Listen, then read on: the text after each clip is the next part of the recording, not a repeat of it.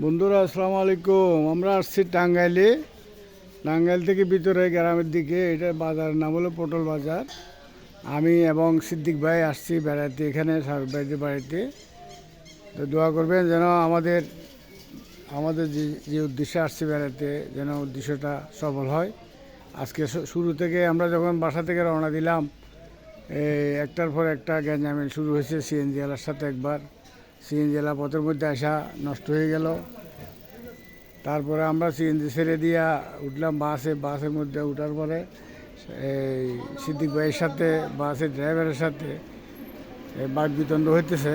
ওই যে গাড়ি কিন্তু আমাদের কথা ছিল তাড়াতাড়ি ছেড়ে দিবে, কিন্তু ছাড়ার সময় এই একটু পরপর যাইয়া প্যাসেঞ্জার তোলে। এই জন্য সিদ্দিক ভাইয়ের মন খারাপ।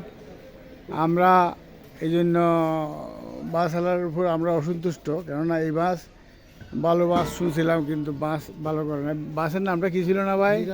নিরলা। সেই মহাখালী থেকে টাঙ্গাইলে বাস ছাড়ে, নিরলা বাস।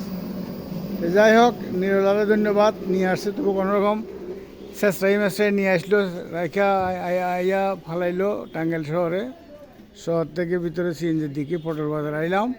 পটল বাজার থেকে নাকি আরও অনেক ভিতরের দিকে যাইতে হবে। আমরা ইনশাল্লাহ যাব। শাহরুখ ভাইদের বাড়ি এখানে, গ্রামের বাড়ি দেখতে যাব। পটল বাজারের মধ্যে কিন্তু অনেক কিছু আছে, দেখলাম বাজারটা বড় আছে। হাঁস মুরগি, তাজা হাঁস মুরগি পাওয়া যায় এখানে। আমাদের শাহরুখ ভাইয়ের বড় ভাই ফার্নিচারের দোকান বিসমিল্লাহ ফার্নিচার, এখানে আমরা ওয়েট করতেছি।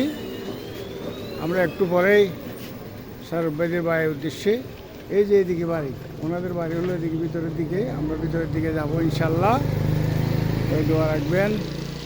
বেড়াতে আসছি আজকে। আমার বেশিরভাগ বিভিন্ন দিকে যাওয়ার জন্য একটু ভালো লাগে, নতুন নতুন জায়গাতে আমার যাওয়ার জন্য একটু আগ্রহ।